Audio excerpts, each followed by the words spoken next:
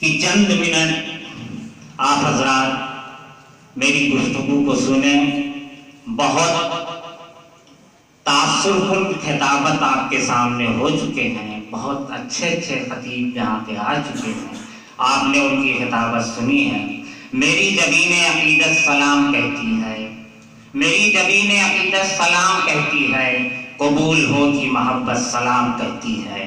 گفتگو کہیں نہ کہیں سے شروع کرنی ہے، تو میں اپنی گفتگو ایک سیکولر مزاج ہندوستانی شاعر ادے پرتاپ سنگھ کے ان اشعار سے کرتا ہوں کہ نہ تیرا ہے نہ میرا ہے یہ ہندوستان سب کا ہے، نہ تیرا ہے نہ میرا ہے یہ ہندوستان سب کا ہے، نہیں سمجھی گئی یہ بات تو نقصان سب کا ہے، جو اس میں مل گئی ندیاں تو دکھلائی نہیں دیتی، مہاساگر بنانے میں مگر احسان سب کا ہے۔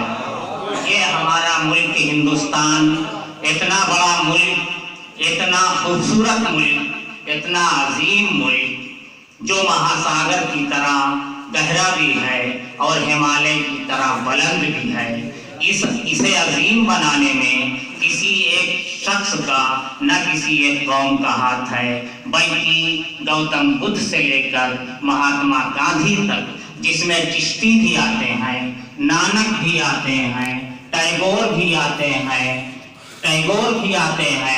علامہ اقبال بھی آتے ہیں، میر و غالب بھی آتے ہیں، تلسی و میرا بھی آتی ہیں، یہ سب اس میں شامل ہیں۔ ایک دو دن میں یہ ملک نہیں بنا ہے، اگر کسی ایک کی قربانی کو نظر انداز کر دیا گیا تو ہندوستان کی تہذیبی سربلندی کے دامن پہ داغ لگایا جاتا ہے۔ تو اس لیے ہر کسی کی قربانی کو ہمیں تسلیم کرنا ہے۔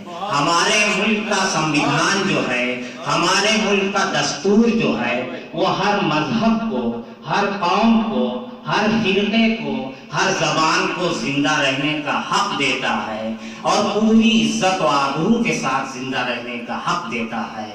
ہندی ہماری قومی زبان ہے، اردو ہماری مادری زبان ہے، ان دونوں زبانوں سے ہمیں پیار ہے۔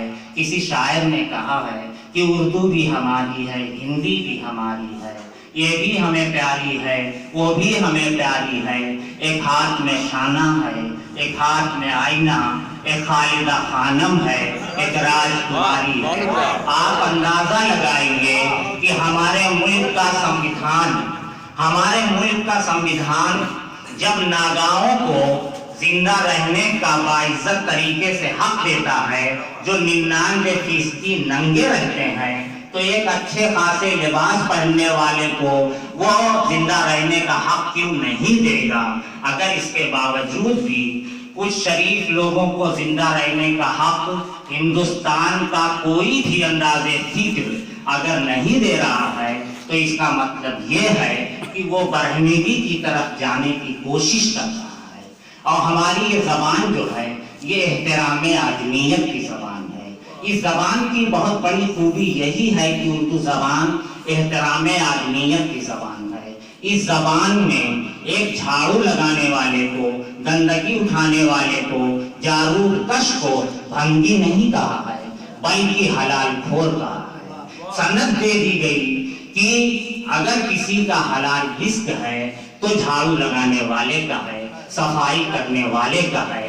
اسی طریقے سے پانی پلانے والے کو، جسے کچھ لوگ گھشتی کہتے ہیں، دراصل وہ گھشتی نہیں ہے بلکہ بہشتی ہے۔ اس زبان میں سند دی گئی، جو شخص پانی پلاتا ہے وہ بہشت میں جائے گا۔ اس طرح احترام آدمیت کی زبان ہے، فروغ انسانیت کی زبان ہے۔ اس زبان کی بقا کے لیے نیشنل اردو تحریک متحرک ہے۔ ہماری یہ تہذیبی ذمہ داریاں بنتی ہیں کہ ہم اس سے جڑیں اور اس کے قدم سے قدم کو ملا کے چلیں، اس کو مضبوط بنائیں۔ واقعتاً میں نے یہ دیکھا ہے کہ یہاں پہ بہت سارے طلبہ پڑھنے آتے ہیں، پرائمری سے لے کے انٹر اور بی اے ایم اے تک کے بچے آتے ہیں، اور وہ کتابوں سے یہاں فیضیاب بھی ہوتے ہیں۔ بہت ساری کتابیں یہاں پہ ایسی پڑھی ہیں، अनस मसरूर अंसारी साहब के हिजरे शरीफ में भी बहुत सारी ऐसी किताबें हैं जो देवत खा रही है। अगर यहाँ पे 2-4 बीमारी का इंतजाम हो जाए तो वो सारी किताबें एक जगह लग जाएंगी। बहरकैफ मैं ये नहीं चाहता कि बात को लंबी की जाए। आइए शायरी के मामले में चलते हैं। और गजल भी फन है किसी जानवाज कातिल का, गजल भी फन है किसी जानवाज कातिल का, कि जब भी सुनिए कलेजा निकल पड़े दिल का। रोजे अज़ल से गजल ही महबूब सिंफ़े सुखन रही है।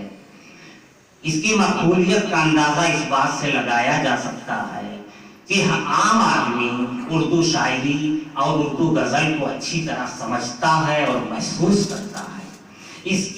इसमें जो दिलकशी और दिलनशीनी है वो और किसी सिंफ़े शायरी में नहीं मिलती। इसके बावजूद जब हम किताबों का मुताला करते हैं तो हमें पता चलता है उर्दू में तनकीद के बाकायदा आगाज के साथ ही गजल की मुखालिफत शुरू हुई। कलीमुद्दीन जैसे कद-आवर नाकिद ने इसे वहशी सिंफ़े सुखन ठहराया। अज़मतुल्लाह खान ने तो इसकी गर्दन तक उड़ा देने की बात कह डाली। ये एतराज यूं ही नहीं किए गए थे, बल्कि मुखालिफीन की बातों में सदाकत के अनासिर भी मौजूद थे, क्योंकि गजल में दाखिली जज्बात और एहसासात की तर्जुमानी कम होने लगी थी। इस पर खारिजियत का रंग चढ़ गया था। लफ्ज़ परस्ती के रुझान को फरोग दिया गया। तो इसकी वजह से शायरी करतबबाजी बनती जा रही थी। इसके इन हालात के बावजूद हर अहद में ऐसे शोरा पैदा होते रहे हैं जिन्होंने गजल के लबो लहजे को पूरी ईमानदारी के साथ अपनाने की कोशिश की है। आज इस जश्न जमहूरिया के इस मुशायरे में हमारे यहाँ ऐसे बहुत सारे शोरा मौजूद हैं जिन्होंने गजल के लबो लहजे को पूरी ईमानदारी के साथ अपनाया है। आइए आगाज करते हैं पहले अपने शायर से। मेरी मुराद है जनाब निहाल कांडली साहब से कि वो माइक पे तशरीफ लाएं और अपनी गजल से हमें नवाजें। जनाब निहाल कांडली